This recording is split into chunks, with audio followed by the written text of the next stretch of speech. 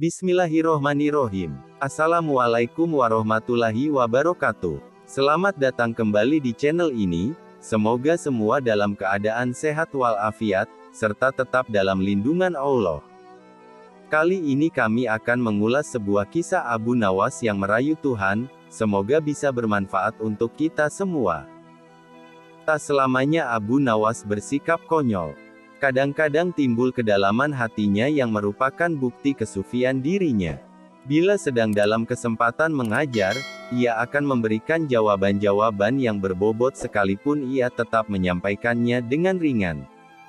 Seorang murid Abu Nawas ada yang sering mengajukan macam-macam pertanyaan. Tak jarang ia juga mengomentari ucapan-ucapan Abu Nawas jika sedang memperbincangkan sesuatu. Ini terjadi saat Abu Nawas menerima 3 orang tamu yang mengajukan beberapa pertanyaan kepada Abu Nawas. Manakah yang lebih utama, orang yang mengerjakan dosa-dosa besar atau orang yang mengerjakan dosa-dosa kecil? Ujar orang yang pertama. Orang yang mengerjakan dosa kecil, jawab Abu Nawas. Mengapa begitu? Kata orang pertama mengejar. Sebab dosa kecil lebih mudah diampuni oleh Allah, ujar Abu Nawas. Orang pertama itu pun manggut-manggut sangat puas dengan jawaban Abu Nawas. Giliran orang kedua maju. Ia ternyata mengajukan pertanyaan yang sama, manakah yang lebih utama, orang yang mengerjakan dosa-dosa besar atau orang yang mengerjakan dosa-dosa kecil? Tanyanya. Yang utama adalah orang yang tidak mengerjakan keduanya, ujar Abu Nawas. Mengapa demikian? Tanya orang kedua lagi. Dengan tidak mengerjakan keduanya, tentu pengampunan Allah sudah tidak diperlukan lagi, ujar Abu Nawas santai. Orang kedua itu pun manggut-manggut menerima jawaban Abu Nawas dalam hatinya. Orang ketiga pun maju, pertanyaannya pun juga 100% sama. Manakah yang lebih utama, orang yang mengerjakan dosa-dosa besar atau orang yang mengerjakan dosa-dosa kecil? Tanyanya. Orang yang mengerjakan dosa besar lebih utama, ujar Abu Nawas. Mengapa bisa begitu? Tanya orang ketiga itu lagi. Sebab pengampunan Allah kepada hambanya sebanding dengan besarnya dosa hambanya, ujar Abu Nawas kalem. Orang ketiga itu pun merasa puas argumen tersebut. Ketiga orang itu pun lalu beranjak pergi. Si murid yang suka bertanya kontan berujar mendengar kejadian itu. Mengapa pertanyaan yang sama bisa menghasilkan 3 jawaban yang berbeda? Katanya tidak mengerti. Abu Nawas tersenyum. Manusia itu terbagi atas 3 tingkatan, tingkatan mata, tingkatan otak dan tingkatan hati, jawab Abu Nawas.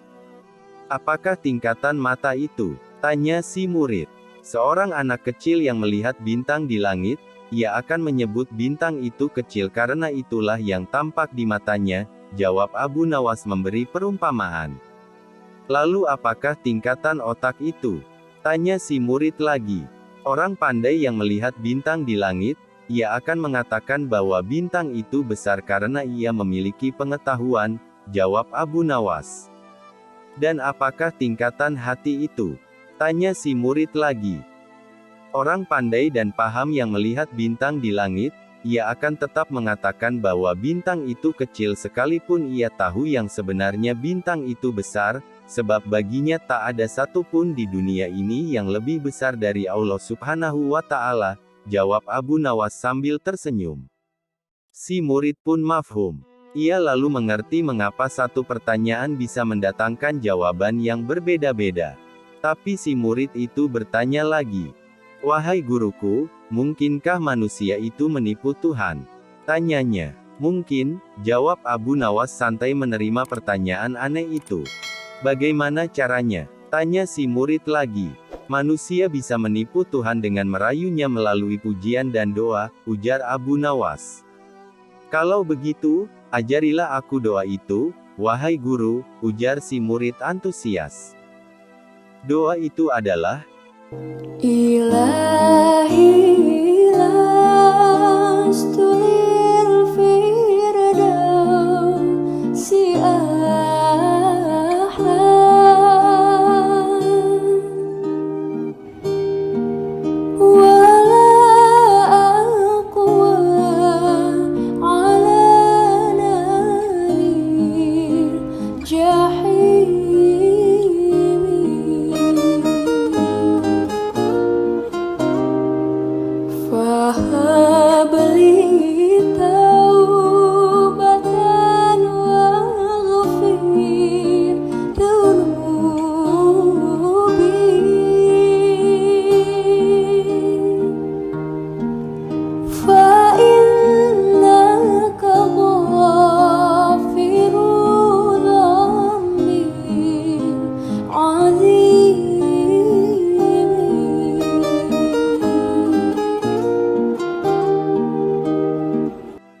Wahai Tuhanku, aku tidak pantas menjadi penghuni surga, tapi aku tidak kuat menahan panasnya api neraka.